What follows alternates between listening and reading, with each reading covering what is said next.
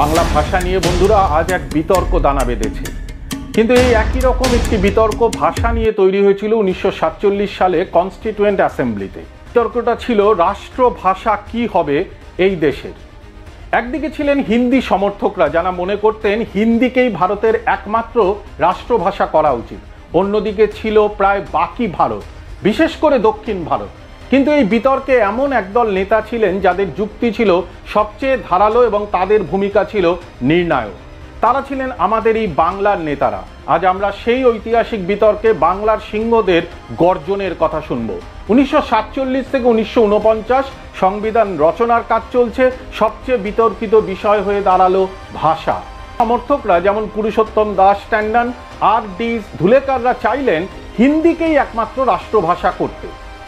ধুলেকার তো রেগে গিয়ে বলেই ফেললেন, যারা হিন্দুস্তানি জানে না তাদের ভারতে থাকারই কোনো অধিকার নেই। এই আগ্রাসী মনোভাবের বিরুদ্ধেই রুখে দাঁড়িয়েছিলেন বাংলার নেতারা।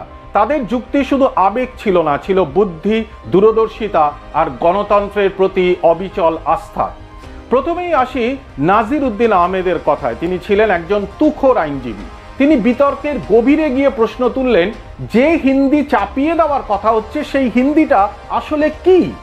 তিনি সভায় দাঁড়িয়ে বলেন, আপনারা হিন্দির কথা বলছেন, কিন্তু এই হিন্দিটা কি?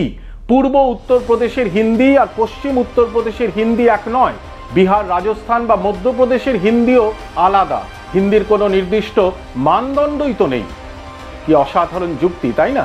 তিনি চোখে আঙুল দিয়ে দেখিয়ে দিলেন যে একটা অস্পষ্ট এবং অনির্দিষ্ট ভাষাকে গোটা দেশের উপর চাপিয়ে দেওয়া কতটা অযৌক্তিক। তিনি গান্ধীর সমর্থিত হিন্দুস্তানি মানে হিন্দি উর্দুর মিশ্রণ এর পক্ষে ছিলেন, কারণ তা ছিল সাধারণ মানুষের ভাষা। এরপরে আসরে নামলেন লক্ষ্মীকান্ত মৈত্র। তার ভাষণ ছিল গণতন্ত্রের মূল নীতির উপর এক সজোরে আঘাত। তিনি হিন্দি সমর্থকদের তাদের সংখ্যাধিক্যের জোরে সিদ্ধান্ত চাপিয়ে দেওয়ার বিরুদ্ধে তীব্র হুঁশিয়ারি দেন। তার সেই বিখ্যাত উক্তি আজও প্রাসঙ্গিক। তিনি বলেন, এটি অত্যন্ত গুরুত্বপূর্ণ একটি বিষয় এবং কোনো দলের হুইপের জোরে এর সিদ্ধান্ত নেওয়া উচিত নয়। যদি সংখ্যাগরিষ্ঠতার জোরে কোনো সিদ্ধান্ত চাপিয়ে দেওয়া হয় তবে গোটা দেশ তা মেনে নেবে না। সবচেয়ে বড় কথা হলো আমাদের মধ্যে সহনশীলতা এবং একে অপরকে জায়গা ছেড়ে দেওয়ার মানসিকতা থাকা দরকার। তিনি স্পষ্ট করে দেন যে এটা শুধু উত্তর আর দক্ষিণের লড়াই নয়। পূর্ব ভারত, বিশেষ করে বাংলাও এই হিন্দি সাম্রাজ্যবাদকে মেনে নেবে না। তার ভাষণ হিন্দি সমর্থকদের আগ্রাসী মনোভাবকে অনেকটাই প্রতিহত করে। এই বিতর্কে অন্যতম গুরুত্বপূর্ণ ভূমিকা পালন করেন ডক্টর শ্যামাপ্রসাদ মুখোপাধ্যায়। তিনি নিজে একজন বাঙালি হিসেবে ভাষার গর্ব বুঝতেন, কিন্তু একজন জাতীয় নেতা হিসেবে দেশের ঐক্যকেও সর্বোচ্চ গুরুত্ব দিতেন। তিনি বাস্তবতার মাটিতে দাঁড়িয়ে সমাধান খুঁজছিলেন।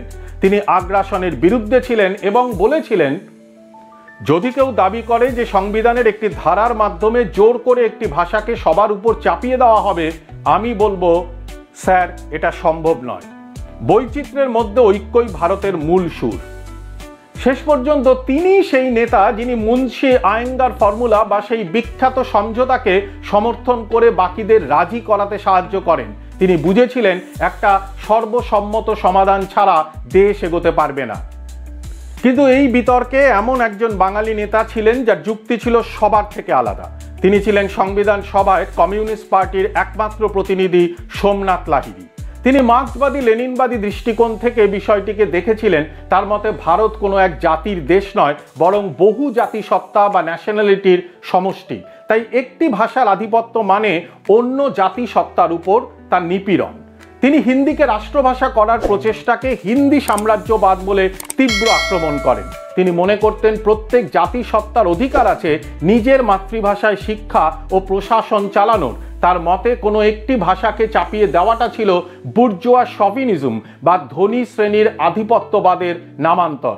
যদিও তার কণ্ঠ সেদিন সভায় একা ছিল, কিন্তু তার দেখানো পথেই পরবর্তীকালে ভারতে ভাষাভিত্তিক রাজ্য গঠনের আন্দোলন জোরদার হয়।